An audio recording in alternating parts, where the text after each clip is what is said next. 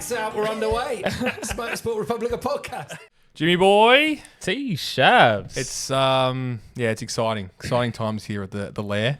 Yeah, we've got a big week coming up. It's Christmas. Guys, this is the Phillip Island preview show, much anticipated and one of my favourites for the year. Yeah. In our young lives, this was just magic, wasn't it? How many Phillip Island GPs we been to now? Well, we went to a couple when we were little kids, sort of 06, 07, and I think anywhere from 2013 from now. We missed 2, obviously, with COVID, which you cannot believe that, can you? Was it 2 that we missed? Yeah, we missed 2. It was 2. I mean, you just can't believe in the prime years that we missed that. But it is what it is. Everyone else did as well. So, 2013, 7 plus 5?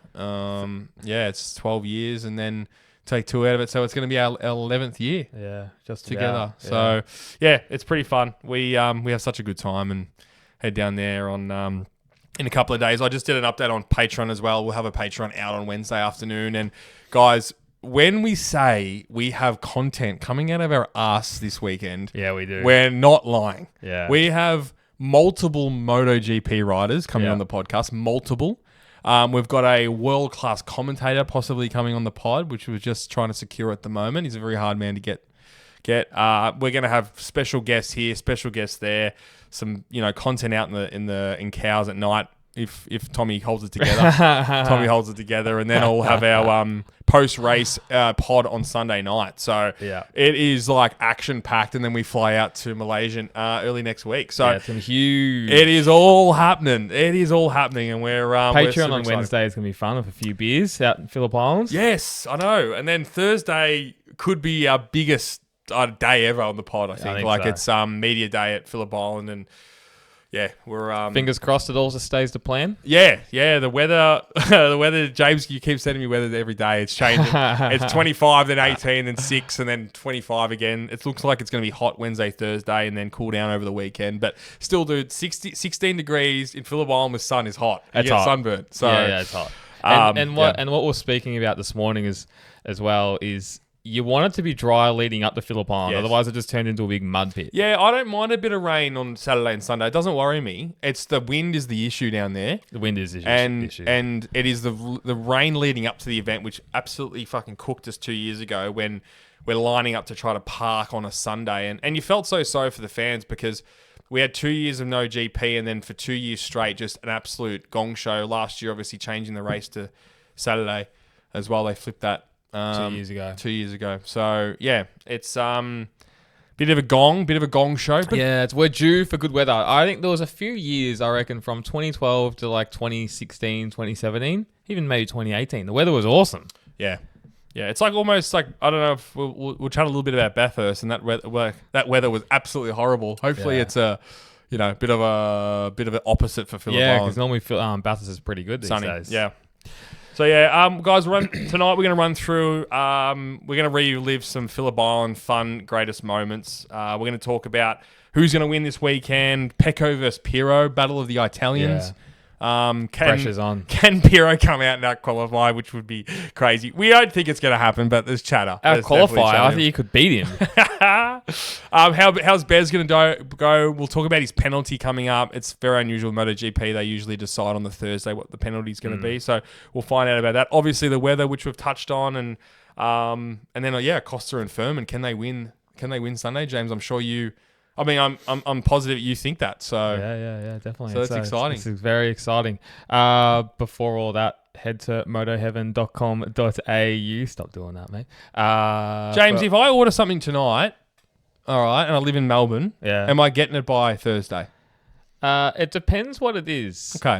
It just depends what it is. Okay. Yeah. So certain brands, possibly. Okay. So it's probably best to head in store at this stage. Yeah. But just for the people. And the store is on its way down to Phillip Island in Moorabbin. Beautiful. Yeah. That's it's just off the freeway, isn't it? So if you're heading down, you need some dry rider gear. Jackets, showy helmets. Just gotta say good day. Got a free coffee, and they got the best part finder around as well. So if you want to shop that online before you go in, you could obviously look at that. And guys, YouTube subscribe is very important. We love that, so we really appreciate that. follow us on Instagram. All your input's really good. So comment, like, share. Obviously, we've got that big competition we're going to announce post show, so we'll have a bit of a post for that. So yeah, it's very exciting. Very exciting. Head to our Patreon. We've got heaps of content, as you said, coming up. Cannot wait to do all that. Yes. Very excited, mate. Very excited. Oh, it's just it's a magical time of year, and obviously the extra spark of Malaysia in there as well. The downer is obviously Marc Marquez not being there. I know. What a pain in the ass, man. What a pain in the ass. There's lots of Ducati corporate seats online at the moment for sale because I knew a lot of them would buy them just so they could meet Marquez because that's one of the perks, isn't it? So for me, hopefully people still get down there. Hopefully the weather's good. Hopefully you make that decision on Sunday morning or Saturday morning. Let's go. Let's get the Ducati out. Don't worry about if it's got no tyres or it needs a service. Just get it out and get it down to Phillip Island for a ripping day. So do you reckon, what's the percentage of people not going now because Marc Marquez is there? Because I've overheard conversations at work about people now not going down. Yeah, I think the hard fans who have bought tickets, obviously they're gonna still go. It's just that that Sunday rider, or should we go for a ride around the Black Spur or up through the Dannings, or should we just ride down to Phillip Island for the day? They might just decide to do the first thing. So yeah, I don't know, but it's like half fans where they think, I want to watch the best, and if the best isn't there, then they're not going to go down. And it's a tricky one to Phillip Island because it's probably going to rain at some point during the day. You're going to get wet. Yeah. So you got to be in for the day. Yeah, have to be in there, and it's a big day. If you're riding 4 hours, for there and back, most people would be. It's a big commitment. It really is. You'd rather be going down on the Saturday these days. Anyway, if you're going to do one day, you're watching qualifying and a race. But on the Sunday, you're on a track. Phillip Island's got the big podium ceremony. It's one of the cool things about it. You are on the track, yes. Where are they going to do the sprint podium? What did they do it last year? Where did they do it last year? I think it might have just been on the main straight, maybe. I can't remember. Yeah, maybe. I can't remember. We did get a media set out about something, and I read it back to front, but didn't say where it was. So, yeah, that'll be an interesting one. Like Honda or something would be cool, but there's that little stand at Honda. Yeah, like the Miller stand, but we don't have like a big stadium section where you could do it like in Jerez. It's probably just going to be on the main straight. It'd be kind of cool for everyone at Siberia, but it's just so far away from everything. Like to get all the team personnel there and like all the media there. And then the podium as well. And then, do all that. It'd be a pain in the ass. Get the actual podium down there would be hard. So it'll be the main straight. Definitely. You think so. So Pecco versus Pirro, bro. So Michele Pirro's in for obviously the injured Marc Marquez, which sucks. But like this is pressure. This is pressure on Bagnaia because, he came out in Motegi and won and dominated on a track that's very stop-starty. It's, half of it feels like 90-degree turns. And then he goes to Mandalika. There's just no performance. It's very fast and flowy. He obviously has no feeling on those type of corners. And now he's going to Phillip Island, which is the most fast flowy track on the calendar, where it takes a lot of confidence to be fast and a lot of balls to be fast. And he's got a lot of balls, but I don't know if he's got a lot of confidence. So going up against Michele Pirro, a test rider, who's still a test rider, famously always comes out in Mugello FP1 and tops FP1 because he's done the most laps around Mugello ever. But that's the test. Like Bagnaia crashed behind Somkhat Chantra. So if he's behind Michele Pirro, a test rider that doesn't really race at Phillip Island at all, where are we to next? It's a good point, and the big thing is how far he was behind, even in that sprint race of Mandalika. My hot take is I think he'll have... he's definitely lacking confidence, but all eyes will be on him. All the team will be behind him. So, and I think that's going to make a big difference because we've seen this year what's happened where this new GOAT, call him, has come into the team. All eyes are off him, now on him, and I think that hurts the ego. I think it hurts the ego. Definitely. So if he's going to be the new star boy for the next 2 rounds, and he has to pull out at least a top 10. It has to be a top 10. Bro, a top 10. He's got to be a podium. He's a factory Ducati rider. Yeah, but James, he's lapping seconds behind Chandra, who shouldn't be in that category. Just to get in the top 10, I think I'll be satisfied with his performance. Yeah. You're not for a factory Ducati. Like, if you're not top 5 and competitive, like remember Bastianini, if he wasn't top 5, everyone was like, what's he doing? Yeah. What's he doing? And he was quick and won races. Yeah. Like, that's how... But because Bagnaia's won 2 titles, like, I get it. But to go... just to be a top 10 finisher is not good enough. It's just not good enough for a Lenovo factory Ducati. Lenovo uses the full name again. Love it. Definitely not good enough. But, you know, it's... where are they going to look? Like, where are they going to look for next year? I mean... He can't be that bad. Like he's not that bad, but no one knows what's going on. Has any more come out about Mandalika? They really kept their cards close to their chest. I don't think anyone knows. So how can we know if they don't know? And Pecco Bagnaia doesn't know. It's not like he's, going around saying, "Oh, like my shoulder's injured and I just can't, brake properly." Like there's just nothing. It's just he doesn't know how to fix that motorcycle and what works and what doesn't. You know problem with Pecco as well, he's had pace around Phillip Island, but it's never been a choice track of his. And for me, I don't see him getting anywhere near the podium. He's been quick there, like podium quick. I can't remember if I don't think he's won there though. Yeah, you're so right about these, the Fermins and the Acostas. They've got a real chance this week. I don't think going into a weekend... Has there been such open... I think a lot of people will be thinking that. Like a lot of riders thinking this is my shot. Yeah. Whether it's, a Fermin, a Pedro Acosta, an Alex Marquez. Honda could be looking for a podium. Like it's amazing when you take Marc Marquez out of it, how wide open it kind of is. And obviously we're going to talk about Marco Bezzecchi and the situation there because... he should be fast there, but if he's got a double long lap or if there's no penalty for Marco, then I see him winning that race. But how can there be no penalty? Well, I know. There's got to be a penalty. It's just dumb. It's just annoying that we don't know until like the Thursday. But if there's no penalty for him, he's winning that race. But if you've got a double long lap, you can't make that time up with Phillip Island. No. Imagine if he does the double long lap, bang, red flag. Brings them all back together again. The other thing is, you got to remember, and you touched on this last week, Marquez won from 17th. Well, yeah. So for me, it's still a chance. I think he was going to have mega pace there. It's such an Aprilia style circuit for this year. For me, he's still my favourite, regardless of the penalty. But Aprilia's never been fast there. I know, but Aprilia is a different bike this year than it has been different in recent riders. years. Well, it's just a different bike this year than it has been. Like it used to be fast around like Barcelona, call it, but it wasn't this year. So they've changed the DNA and the dynamic of that bike, and it's worked in more places this year, which we've seen. If you had to pick, so if you take Bez out of it, if you had to pick out of who's take Bez out of it, because let's be realistic. I'll take Bez out of it. Who's winning? Fermin for me. Fermin? Yeah. Goes the double. Because it's such a Fermin Aldeguer thing to do. Because he did it 2 years ago on Moto2. He comes out and wins 4 of the last 5 races. Yeah. Including Phillip Island. Yeah, he did. With, who was it? It wasn't Senna, was it?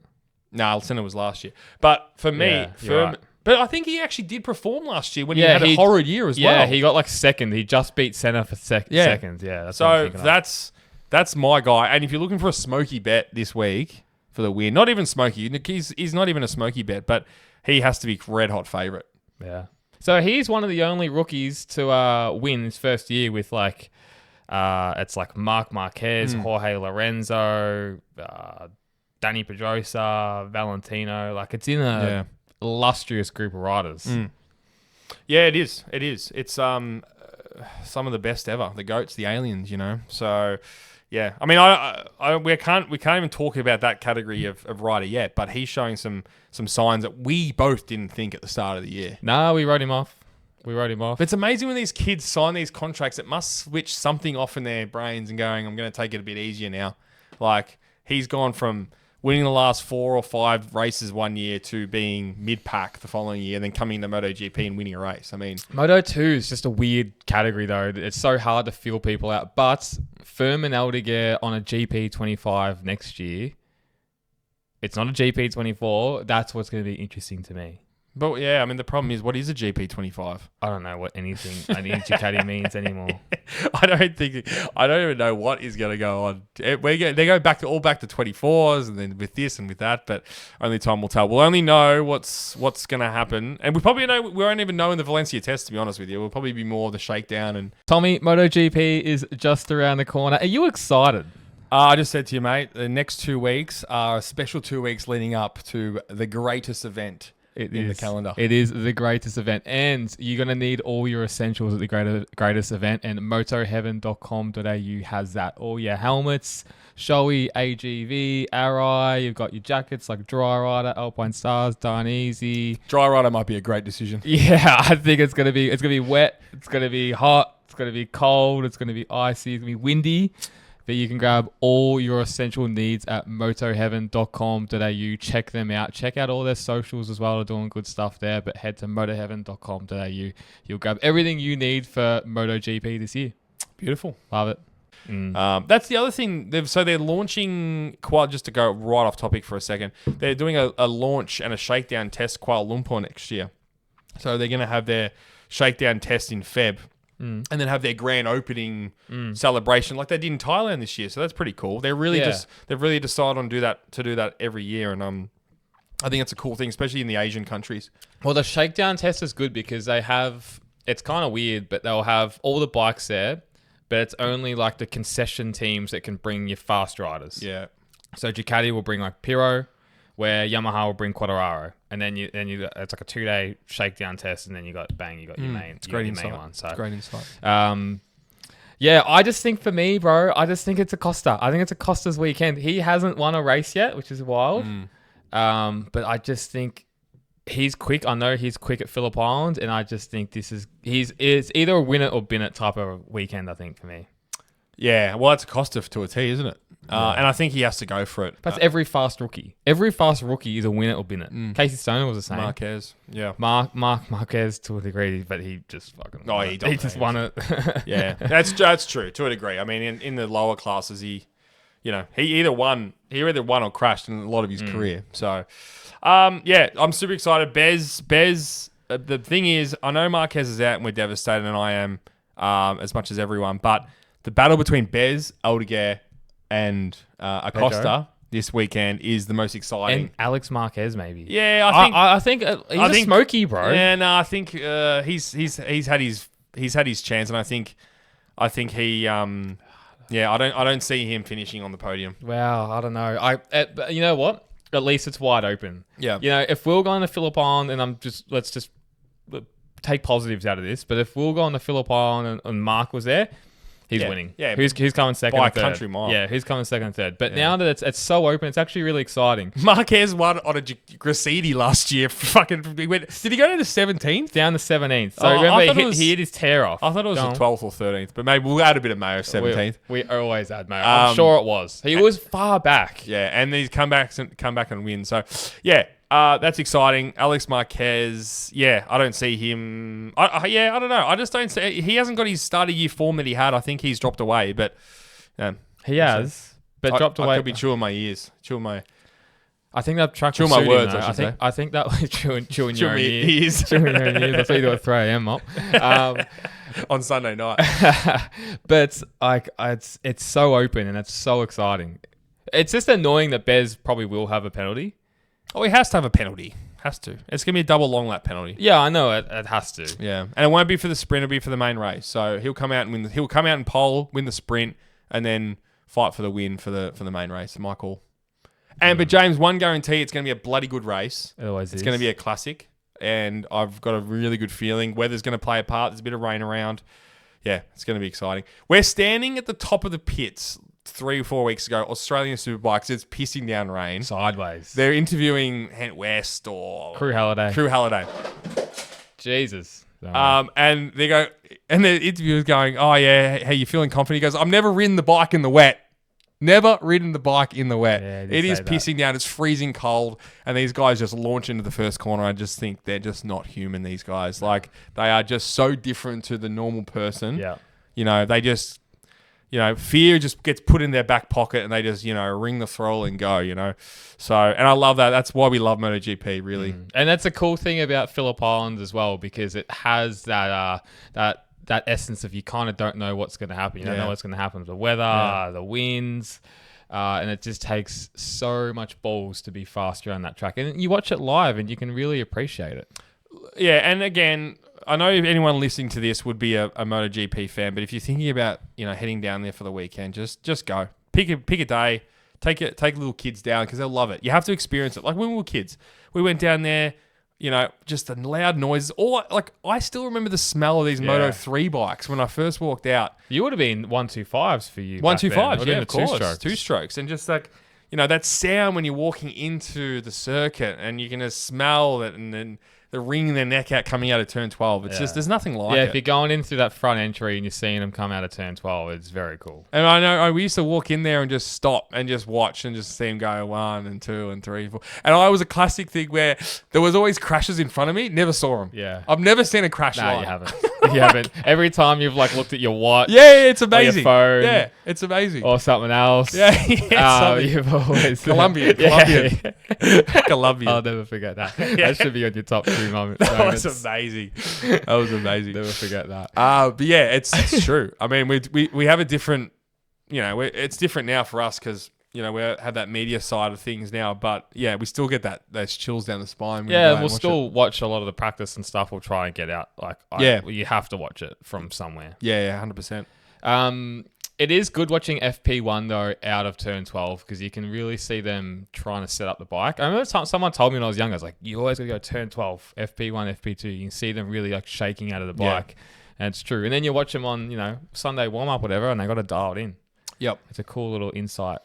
Yeah, it is cool. And I mean, how are these bikes going to change in the coming years? Like, they're probably going to be peak fast this year and next year, and then obviously going down to the 850s and 27. So it's really it's an interesting time for MotoGP. Tell you what's going to be good, Moto 3 there. Yes, it always is. Always is. It's going to be just a battle of 15 riders. Yeah.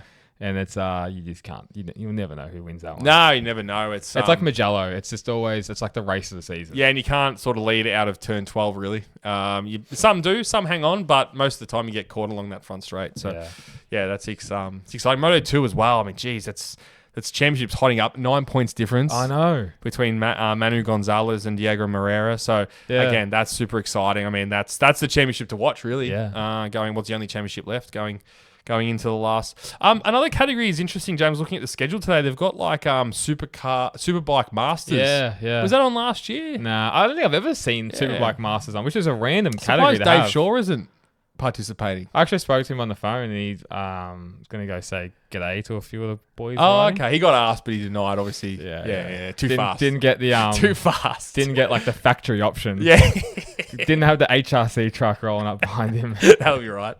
But that's cool. That's exciting. I'd love ASBK to be there, but it just doesn't work for him, I suppose. It's so expensive. Yeah. You got to pay the exorbitant amount of money to get in. Yeah. Which, it's there. I kind of like there with Superbikes now in that Feb time slot, and then they go back again, a month ago. So that's cool for them, at least a couple times a year. Yeah, I think it works. It's going to be good, man. It's just, I just pray the weather's okay. Yeah, I think it's out of our control. It always is. Has it ever been in our control? No, it's never been in our control, and it's I worry enough. I worry enough of how we're going to get are we going to get our tickets okay? Are we going to get down there okay? Is everything going to work out? I worry enough. It keeps me up at night. It's funny if anyone listening, Tom's always freaking out, like messaging me. We're going to get this, we're going to get that, and for some reason I'm the opposite. Yeah. I'm blasé. I'm just it's okay. It's gonna be fine. It's gonna be okay. We're all gonna make it. It's what Ziz used to say. We're all gonna make it. Ziz, the weightlifting. Yeah, the guy died in Coca, Thailand. Allegedly. You're paraphrasing there. I'm super. We'll jump back to that convo, but let's jump into our favourite Phillip Island moments. I'll start. And there's a long list. There's absolutely a long list of moments down there. Obviously, as we said, 11 years, probably 12 or 13 years really all up. I've been going down there since I was a little kid. So with James, we were young kids and privileged enough to have, we're both in corporate boxes at one point when we were, young'uns. Somehow we snagged that. Yeah. Mum and Dad snagged that somehow. So, which is pretty cool. But we're doing it pretty cool now as well. Well, man, the main place we used to watch was Turn 12. Instead of Turn 12 We did. all weekends. We did, yeah. Turn 12 and it had the old mound there. Now it's all flat, unfortunately. Hopefully they build a grandstand there, but I don't think Lindsay Fox wants to spend any money until he gets his hotel booked. So. Yeah, fair enough as well. All right, so my favourite moment of 2 was last year celebrating at the pub with Senna Aegis. It was just an incredible night. We got along with Senna great. Met him, earlier in the year, and obviously debuted Moto 2. And then he podiumed for his first podium, and we're running through the pits, giving him a hug, super excited. Then we see him at the pub, too many beers deep, went far too early. Yeah. And Senna's standing there. I introduced him to the CEO of the Oz GP Corporation, and he's looking at him, and his eyes are googling. He goes, "G'day, mate, you going or something?" Then he just darts off somewhere else. And then I remember having a chat to his dad in the back of the pits after the race. And he's like, "Now, Tom, beer's on you," because that was the joke. Beer's on me, but don't let him get too pissed. I said, "No, that's all good." So the next thing happens, I see Senna on the top of the pub fucking bench singing, I don't know what he was singing. He's like, and I know Aussie, oi, oi, oi. That's it. And then I panned left, and his dad walks into the pub, looks up, and goes, "Oh my fucking God." And then I'm like, "Oh no." And that was such a funny moment. Then we get invited up to Jack Miller's little VIP area. He gets carried out, pissed. That was exciting. And then just dancing till 3 or 4 a.m. with all the little Moto 3 guys and stuff. It was just such a cool moment. You almost crushed Stefano Neppa. He nearly gave me a little uppercut till he knew who I was. And then my second favourite moment was on track 2015, watching that race with you. We watched it on the main straight, believe it or not, for our main straight bandits out there at home, which we always joke about that you're not real fans, but main straight we were. I remember seeing, Iannone and Rossi and Marquez and all coming down, MG, Lukey Heights, and then obviously hitting the Seagull and then being the best race ever. And that's really what ignited that feud, which was already pretty ignited, but even ignited that flame with Rossi and Marquez. And then obviously at Malaysia the next weekend, it all happened. So that was a pivotal moment in MotoGP history when we were there. And I felt I feel really special about that. You know what's? I love it. That's a great couple of moments. You've done it really well. And going to the Rossi Marquez and 15, amazing. Of course, we're going to the feud. I'm really not, but the 15 was amazing. But I remember in 2015, we were there, and I flew out to Fiji straight after, and I was in Fiji for the week, and then on the flight home is when Malaysia happens, and I turned my phone back on. And it was just blowing up. Yeah. Blowing up. Kick, Rossi, Marquez. And I'm like, it was a one race I've literally missed. Yeah. And it was the biggest one ever. Yeah. And then I had to go home quickly, watch the replay on Foxtel or something back then. I don't know how I really rewatched it. But I remember going on Facebook and it was just everywhere. Yeah, I think I was messaging you and I just have this vague memory of messaging you and then not getting any messages back. I'm like, what is he doing? Why is he not watching this? It's a fucking flight from Fiji. Yeah.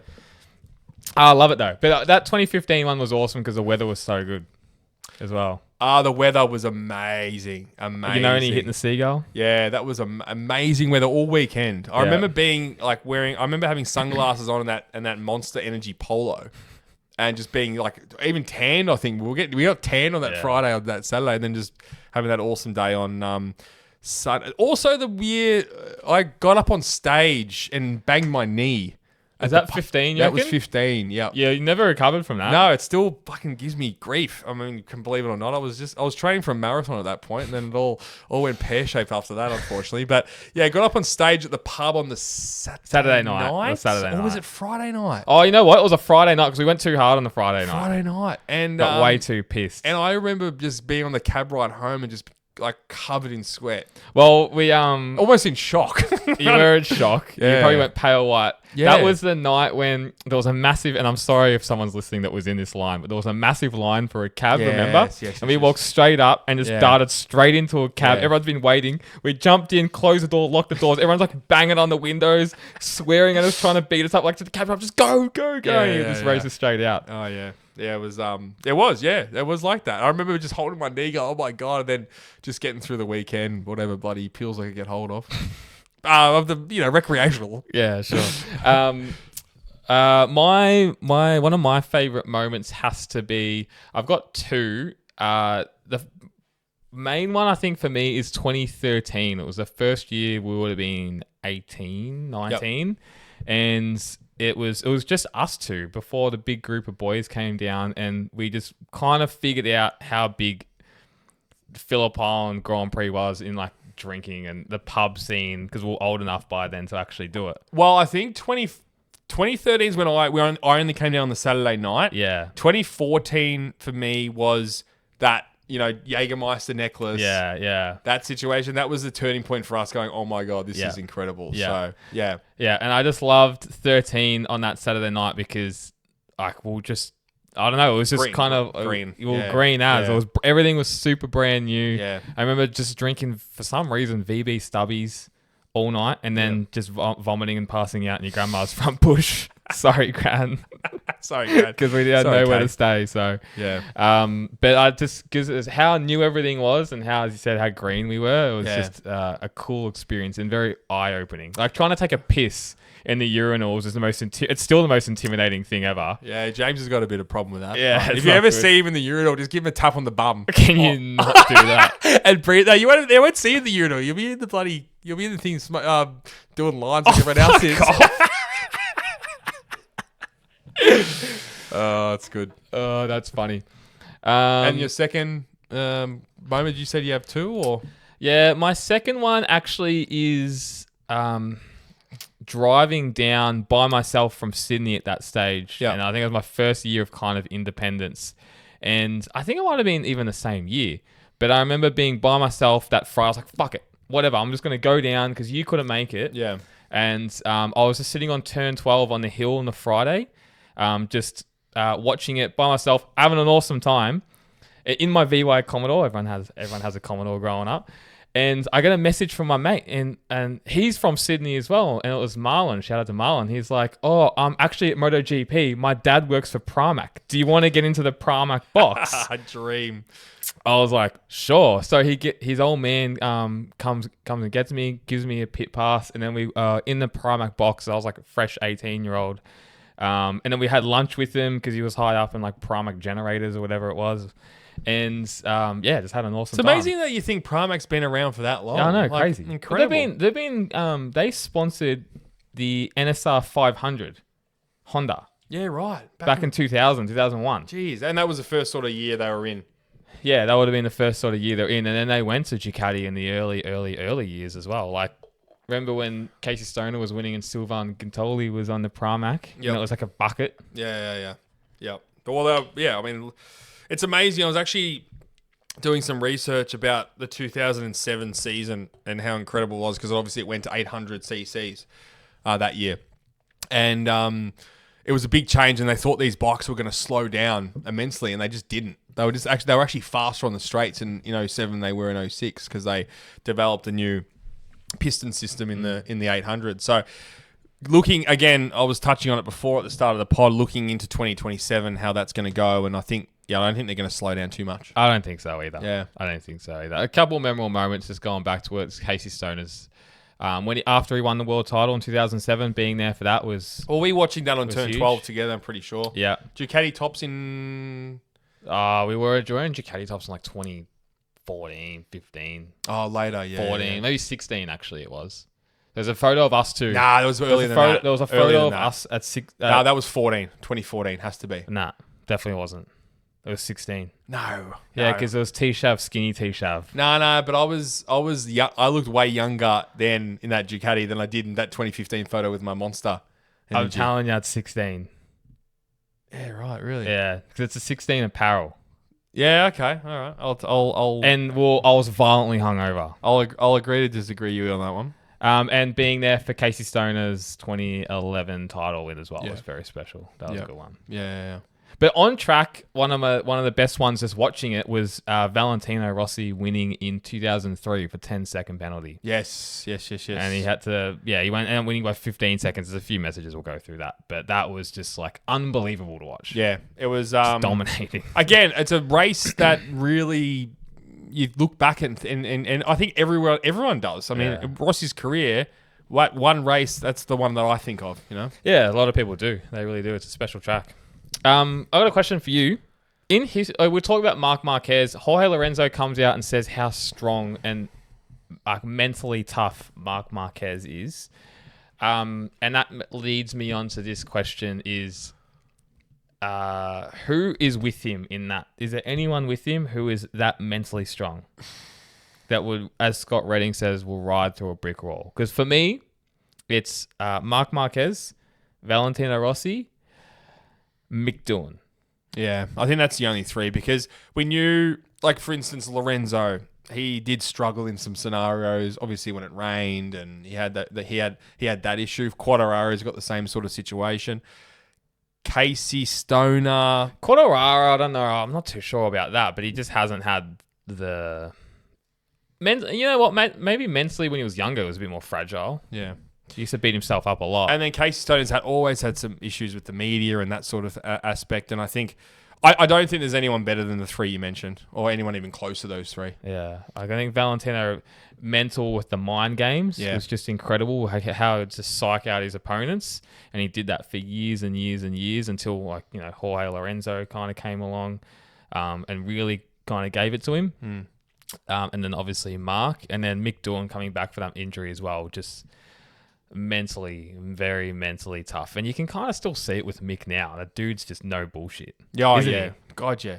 I was listening to a podcast he did the other day, and like it got to, like, I don't know, the 50-minute mark, and the guy asked me a question. She's like, "Oh, mate, I gotta go. See you later." Yeah. Just gets up and leaves. Yeah, yeah. Like there's no is it all right? Like it's There's just no piss that's farting. it. We're going. Yeah. You know. Like, and he's that's, intimidating, Mick Doohan. well, classic example, James. Remember he didn't sign your top. You didn't like him for a few years there. When I was a kid. So yeah, James said, "Can you sign this for me?" Little kid, and like everyone would have signed it. Like you're a little cute little kid going, "Can you please sign this for me?" And then you had your pen, and the pen still had the lid on it. He goes, "Oh, sorry, mate, your pen's still got a lid on it." Yeah. And brutal. It got you for a few years. Yeah, That it did. Brutal. And I you know, I had to stick by and go, "No, I don't like him either." But now, as you grow up and you realise that, you know, how annoying it would be all weekend.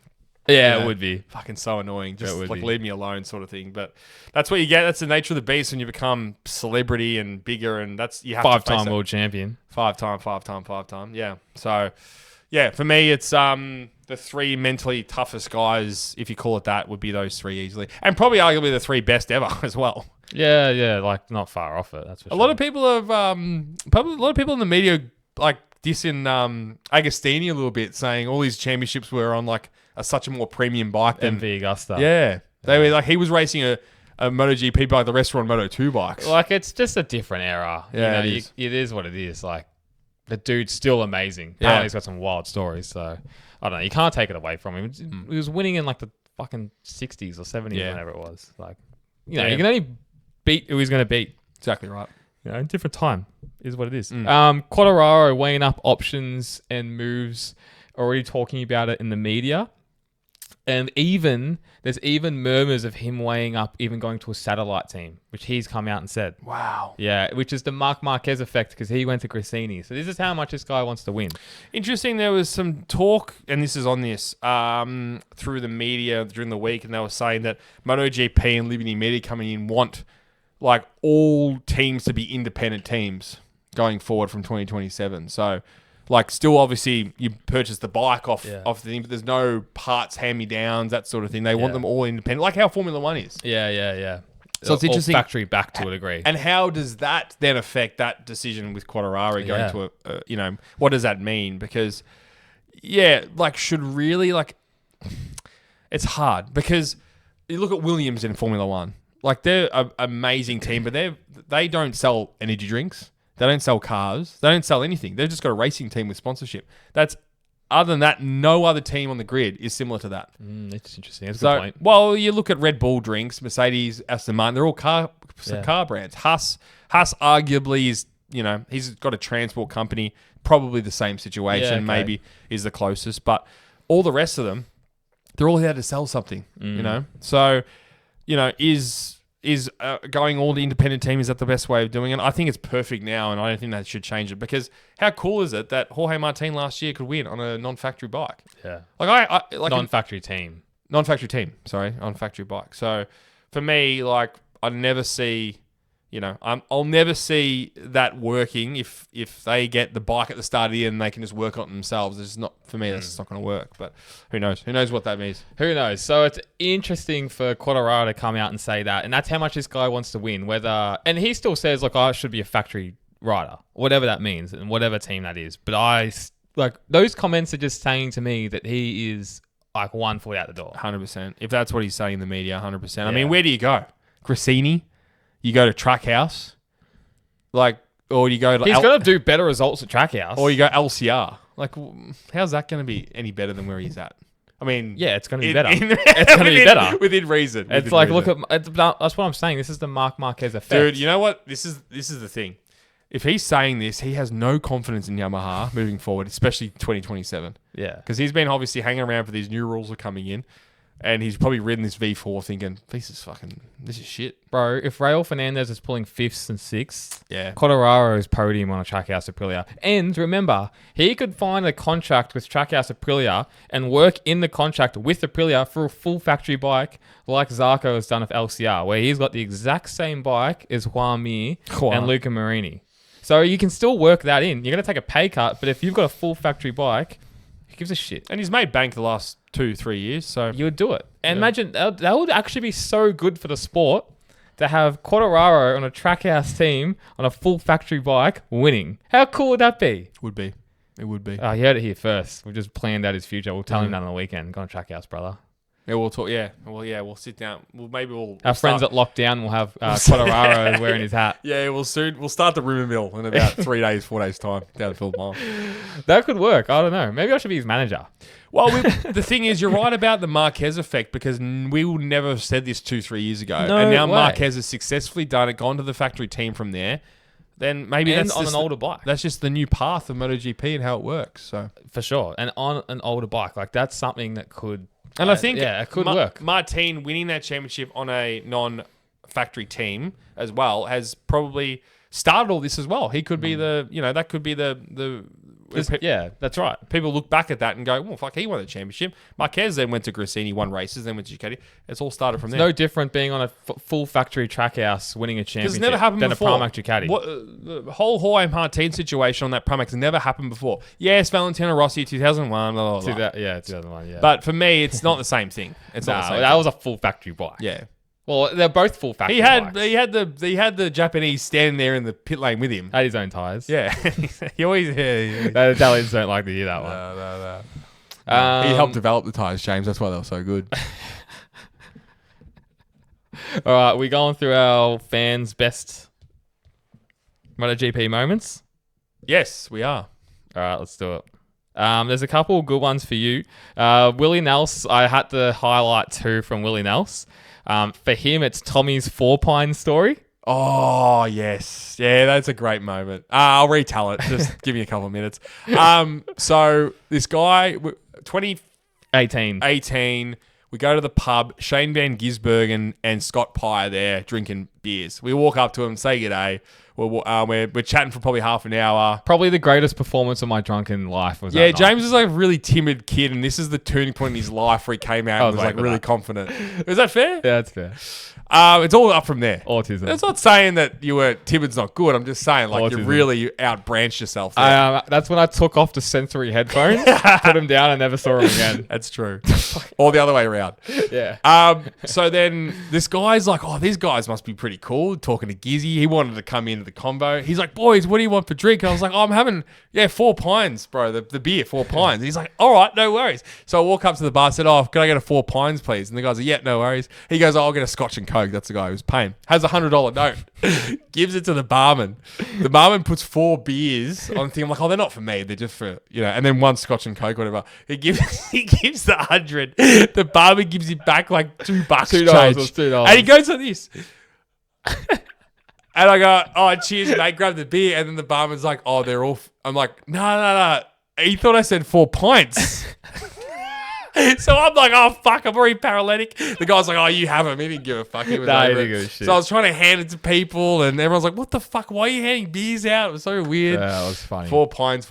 Like the Oakley scenario locally. Oakley, what we used to do, the cab drivers. Hey, bro, where do you want to go? I said, Oakley. Yeah, okay, we'll be there. We hop in. We'll just go up the road. No, you said Oakley. I said locally, brother. Locally. That was very funny. Yeah. See, Shavs, I'm rolling around in a bit of a stinky car at the moment. How can you help me? Doesn't surprise me, mate. Doesn't surprise me. James, I have the product for you, my friend. We have Motorsport Republica air fresheners. All your favourite drivers and riders. So Marquez, Rossi, Lando Norris, Oscar Piastri. All the famous ones we have. We've also got T-shirts in stock, so if you want to go run in your Motorsport Republica T-shirt, James, you're more than welcome to. Can I sink beers in it? You can do anything you want with it. Yeah, I like that. So jump on to motorsportrepublica.com.au. And guys, it supports us, it supports the pod, and we really appreciate it. Thanks, guys. And Next. The next one Willie Nell says is one of his favourite moments. I never knew this. Being a teenager at a campground in the early 2000s, and there was strippers for the night show. Wow, that's so cool. How good's that one? Willie Nels, that's a couple of great entries there, mate. Thank you. At Lois_GP, a lot of this for this one. Johan Zarco's first win. Yes. Doing Yeah. the backflip. That was awesome. That was amazing. That was on a Saturday. That was a Saturday 2 years ago. Yeah, Yeah. that was incredible. Yep. At Daryl.RR, Rossi pulling out the 10-second lead to win with a penalty. Unbelievable. One of the best races and wins you're ever going to watch. Yep. And one of the most wet and disgusting weekends of MotoGP, which kind of dried out for that race, which is weird. Marquez at Naz_man1. Marquez's 2015 last lap, which was insane. Coming back from like third or fourth, just that whole race was crazy. With obviously the Maniac. I just remember it like it was yesterday. Yeah. I remember seeing them because you could see a glimpse of like the hay shed coming through the hay shed. I just remember it for some reason of them coming down and him winning, and like I was disappointed because I wasn't a Marquez fan back then. But Fuck, I was so happy. yeah, it was just looking back at it, going, what an incredible moment in MotoGP history. One of the best races of all time. We were there. This is an awesome one, probably my favorite. This race was the first ever flag to flag in MotoGP as well. At I'm_Mick_James_bitch. Melandri sideways onto the straight for the win in 06. Yes. Yeah. Iconic. I was there as a young kid, but I don't think I even watched the race or something for some weird reason. That's when you had the sensory headphones. I was in the, what do we call it, sensory room. Oh, yeah. When have they got that there this year? Yeah, I'm sure we'll they burn will. it down. We'll burn it down. We'll make loud noises next. We'll start banging on the fucking side of the shed. Like cattle. Put scary masks It'll be on. like cattle going off inside there. I was at sitting at Lukey Heights in the grandstand randomly. Yeah, right. Yeah, there you Shinya Nakano took out the early lead on the Kawasaki. It's always been a random result because Melandri that year didn't have a very good year, and he's won Phillip Island. So that power slide, one-handed, Yeah. fuck me, is the coolest celebration for me still. yeah, That and Marquez's latest messy one, but just the power slide on turn 12 at like 230 kilometers an hour, whatever. One hand, putting the finger up, saying, "I'm the man." and It's the the thing coolest. and the thing is with that celebration, what makes it so crazy is he didn't have a very successful year, and a lot was riding on that last corner to finish. Imagine if he just loops himself. Well, he had. I think Vermeulen came second. didn't Yeah, I think so. he? Like he had 5 seconds on Vermeulen, but geez, it's just one little problem thing, you know. Yeah. So that's what made that so cool for me was, he didn't win 10 races. It wasn't for 10 races in a row. It was for his only win for the year, arguably, maybe. Not sure. At Joe Morello 76, Howie, your boy, interviewing the late and great 58 Simoncelli back in 2011. Simoncelli swore on national TV. I don't remember. I was at the race, but I don't remember that at all, but I like it. That's funny. I remember them interviewing Valentino Rossi. My mum always brings this up because he on the strong Italian accent, he goes, he was behind me, and then I told him to push. She does do that. She does it all the time because obviously it was a bit of a sexual connotation, James Shaw. And obviously it was a bit of a heartthrob back then. It still is Valentino Rossi. Yep. Again, Willie Nels, 500cc, Rossi versus Biaggi was an absolute dogfight. Beer versus cigarettes, Marlboro versus Nastro Zero. Amazing race. I think that's 2001 when Rossi won his first title. Did you ever see a 500cc down there? We were young. We were 6 when they stopped. So My first year was 2003. Was that year Rossi won? yeah. Like, I remember the first person I saw was Casey Stoner on the 125, and I remember the smell of the two strokes vividly. And we actually got interviewed by Channel 10 because it was pissing down rain. They're like, "Why are you still here? Like, why are you still?" Like, I remember my uncle was talking. He's like, "Oh, we just love it. We just love the racing." Yeah, that's so good. That's a good memory as well. Yeah. At Renita.Vermeulen, our friends. Hey, Chris Renita. Vermeulen getting on the podium in 2006. She would have been there. This is a good one. At Hamish Golding, Mark's first lap last year from 17th to like 5th or whatever it was, or 10th or 8th or whoever it was. It was, yeah. I still don't think it was 17th, but We need to fact check it. yeah, Candace has fallen asleep, unfortunately. He's mic'd up, but yeah, he's got nothing.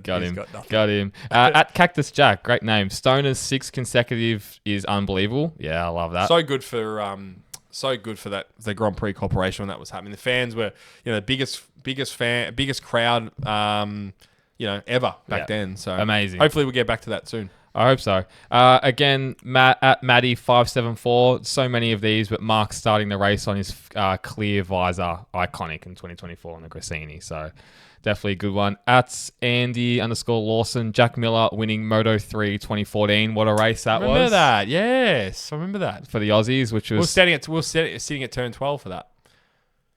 Yeah. No. Turn one. Because I remember him down at Honda. That's where it all started. And it was a good race. It's sort of that. That's where, because he has his corner now at turn 4, and I think that's where it all started because he was celebrating there. By Beesdick over Rins and Alex Marquez. There you go. That was. Yeah. What else do we have? Lukey Kappa at Lukey Kappa 2012, 3 Aussies on the podium. West got DQ'd, but oh well. Bay One Bike says Bez. And a lot of them are now just for... At Matt Stevens, a smart-ass chirping Rossi fan going quiet last year after Marquez cut through the pack. Yeah. Last one, at Nicholas.Pato, Olivia Jacques versus Shinya Nakano's championship battle in 250cc's back in 2000. That's a good one. Wow, actually. that's a great one. I love it. Yeah. Thank you for everyone messaging us all those. It was great to read. Yeah, that's awesome. That's really good. Really, really good. T-Shavs, what are we up to? Hot takes, mate. Hot takes. Yes, let's do it. At Lovis_GP, if Quartararo and Bagnaia had the same bike, Fabio would smoke Pecco. Yeah, I think that's, Smoke? Wow, dude. On recent form, yes. We have, I know we are very quick. We're quick to forget and quick to remember. That's your favourite saying on Well, the show. it is. Like, and we do it all the time. Like, I'm like, start of the year, Honda's finished, and now they've finished on the podium. Shout out to Harry. Aldeguer finising 5th. God, can he win a race this year? And he hasn't done anything much from mid-year, injured, of course. So we're very quick to judge. Bez was on fraud watch at the start of the year. Now he's winning races. That's because of us, but standard. But I think I think Quartararo is still the second best rider on the grid. I agree. You know what's so annoying? I've been trying to say this for the whole podcast. We've gone 3 Grand Prix this year. Not one's going to have Jorge Martin. Yeah, I know. How annoying is that? I know. I just want to see the number 1 roll around. Oh, yeah, I know. I know you're obsessed with number 1. I think you should is have he going to be back for Malaysia? Nah, there's 0 chance. Oh, I thought there might have been some talk there. I hope so. Yeah, okay. I haven't even thought about that. I mean, we've got the top 2 guys out. We've got the top 2 guys out. I mean, it's crazy, isn't it? I think he should come to Malaysia for a bit of redemption for the test. It might be a good mental, or could be absolutely terrible. Fuck, knowing him, man, he'll send himself even higher. Dude. At Matt Stevens, our boy, this needs settling right here, right now. Did you guys grow up as Holden or Ford fans? Interesting. There's a bit of a homage to Bathurst for all our international listeners. If you don't know what Bathurst is, look up the Bathurst 1000. Bathurst was amazing yesterday. One of the best, the best that I've ever seen. And for our V8 Supercar listeners, it needed that. Yeah. Desperately needed that. And I'm so happy for that sport to have such a great race. And to have 3 or 4 young guys going for that win was incredible. I mean, Cooper Murray, for instance, has never won a race in V8 Supercars, and he's leading the race. So very unlucky. It needed rain that race, didn't it? Which was awesome. It does. See. I was a HRC factory Holden Mark Skay fan. HRC. Holden Racing. HRT. HRT. HDT for a bit. Or was it HRT? It was Holden dealer team back in the Dizzy. Holden, yeah, whatever it was. I was a Obsessed. Mark Scaife, Xbox sponsored. Yeah. VZ Commodore that was me to a T. Loved it. Always loved the early Fords. I loved an AU Falcon, and that's probably my favorite car in the V8 era, 2000, 2002 possibly. Awesome. Green-eyed monster. Craig Lowndes is the best supercar. That was an AU Falcon. Yeah. XR8. That looks fucking. The XR8 front grille look is just one of my favorite. I'd love to own one of them one day. Yeah. On the lookout at the moment. So. I was always on the fence. I've weirdly enough just never been a Holden or a Ford guy. Like I never cared. Yeah. Weird. I don't know why. Like I love those old Holden like Mark Scaife teams. Yeah. But then I also love the Pertec Marcus Ambrose car. Yes, me too. That was a great. So like I think I just went through like 1 year I might like Holden, the other year I liked Ford. I was never like either, which is probably the most un-Australian thing to say, and there's probably people hating my guts right now, but I never just saw the passion in either. But I was never much of a car guy. Yeah. But that category, man, like just to touch on it briefly, it really needed that yesterday, and it's really sparked a lot. Like a lot of people were talking about that today. I know it's Bathurst, it's the biggest race, but for me, seeing those cars and, slick tires, 2-ton motor cars, that was awesome. Still got gear shifts, heel and toe, incredible. It was really good. A really good event. And like leading up to it, while we were chatting, saying how no one was talking about it. And then I come into work and people were talking about it. Oh, yeah. Incredible race. Incredible. And just, I plan to, I watched a lot more of it than what I thought I was going to watch. That's for sure. Yeah, definitely. At Sparks_Leon, is the last piece in the Honda puzzle the rider now? Marini is no Marquez, yet is still top 5. It's a great hot take. I don't know if the rider is the last piece. I still think the Honda's still got a bit to go. They've only done 2 good races. Yeah. But a Marc Marquez, who they've had and won all the championships, would be a big help, but it's not the last piece yet. I still think they need to make a rideable bike for all 4 riders, and that's pretty much a rideable bike for all 3. Obviously, he's got Chantra. But next year, if it's 4 factory bikes, then we'll see where Honda's really at. And Diego Moreira apparently is going to be on that bike as well, which is exciting. It's all but done. You are very true in saying it's not the final piece of the puzzle, but God, I would love to see Acosta on that Honda. Wouldn't that be cool? What he could do on that Honda, which is amazing where they've come from. Like, amazing. We spoke about it last week about these concessions and how much they've helped this team. And they've taken the bull by the horns. They really have this year, and it's going to become apparent. I never rate Marini as up there as probably a top 6 or 7 rider in the paddock. Mir, for me, had that outstanding year 2020. Can he do anything after that? Who knows? But yeah, they need a superstar. They do. Which will come. Yeah, because it's not the final piece of the puzzle. No, it's not the final piece of the puzzle. But when they open up that checkbook for that rider, they're gonna for Jorge Martin, like they offered obviously Mark. Then that's when we'll see. Boy, it's called Papa, your boy. How is no one talking about how Mav leaving Aprilia is one of the dumbest moves? I just don't think he was up for it. I think he needed some fresh faces in there, like a Bez, like Jorge Martin, who's hurt himself. But yeah. So Mav's raced for nearly every team except Ducati, hasn't he? Yeah, and Honda, Suzuki, Aprilia, no KTM, Honda. no Honda, no Ducati. KTM. No. Suzuki, Aprilia, Yamaha.